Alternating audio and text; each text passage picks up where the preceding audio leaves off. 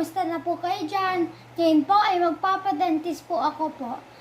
Kasi po, first time ko po makalabas po. Parang 1 year na po ako since nakadentist po. Kasi po, yung ngipin ko po mayroon ng tubo. Ito po. Kung nakita niyo po, yung milk teeth ko po, di ba po matangkal-tanggal? Inupahan na po namin ni mami po, pero di pa rin po matanggal po. Kaya po, yung permanent teeth po, di na po nakaantay. Tapos yung tubo na po siya sa likod. Kaya po, kailangan na po talaga magpa-dentist.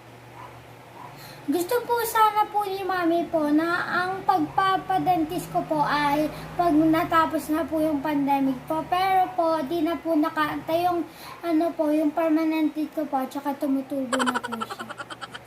Nandito po. Pagpapadentist po kasi po ay kailangan po may appointment, di na po walk-in at saka madami pong procedure.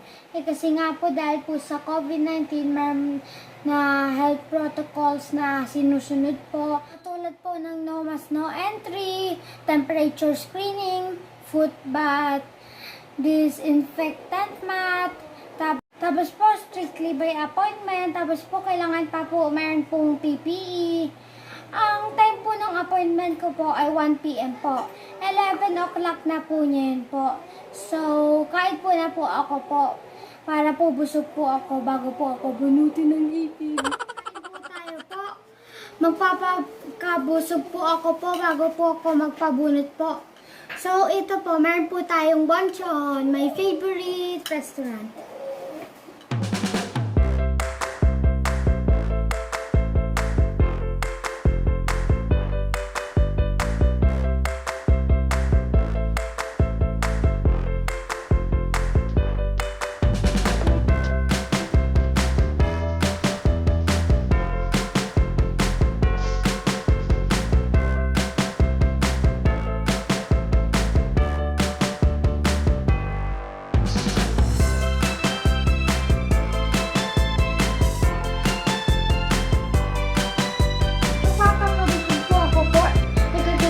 Baka po mamaya po, mahirapan po ako kumain.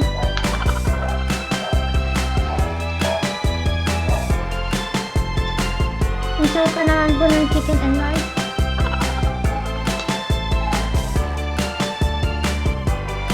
Punta na po tayo sa dentist.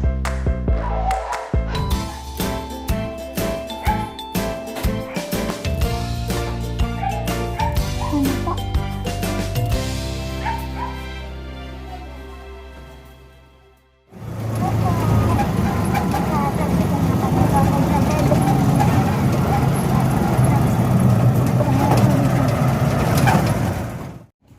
Nandito na po tayo. Ayun po yung dentist po. Katabi po ng order. Dito lang po yun sa may Georgetown. Malapit lang sa amin, no? Sa labas lang ng aming subdivision. Tara? Wait lang. Mami man gym. Diyan sa gym. Dali. Dali kami. Dito.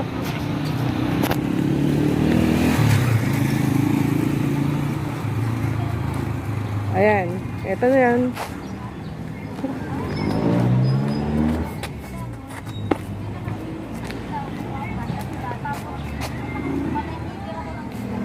Nandito na kami guys. Ayun na po yung dentist.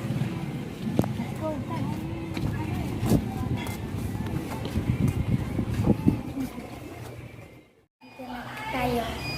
Kahit lang ako. One TV. One TV lahat po na po.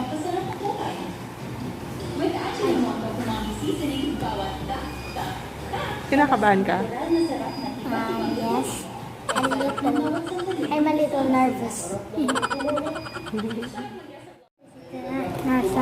Naka-PEPE na ako. Lapit na ako magpa-dentist.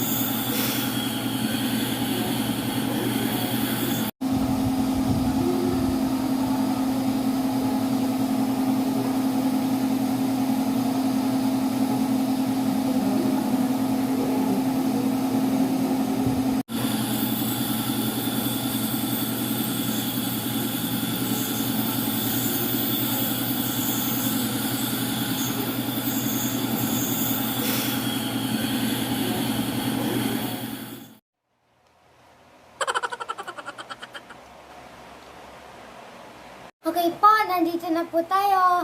Masakit pa rin po ngipin ko po. Ay, masakit pa rin po yung mga ngipin ko po dito po. Pero at least natanggal na po ngipin ko. Ayan po, kumakain po ako ng ice cream po para mawala po sakit. Yung ice cream lang po ako po ay kasi po sabi daw po. Baka daw kasi masakit pag iba flavor ice cream. Yan po. Magapa yung dito niya, oh. Magapa yung naman ako. Yes. Oo, mamaya gagaling na yan. Yes. Oo. Tapos maging normal ulit. Okay.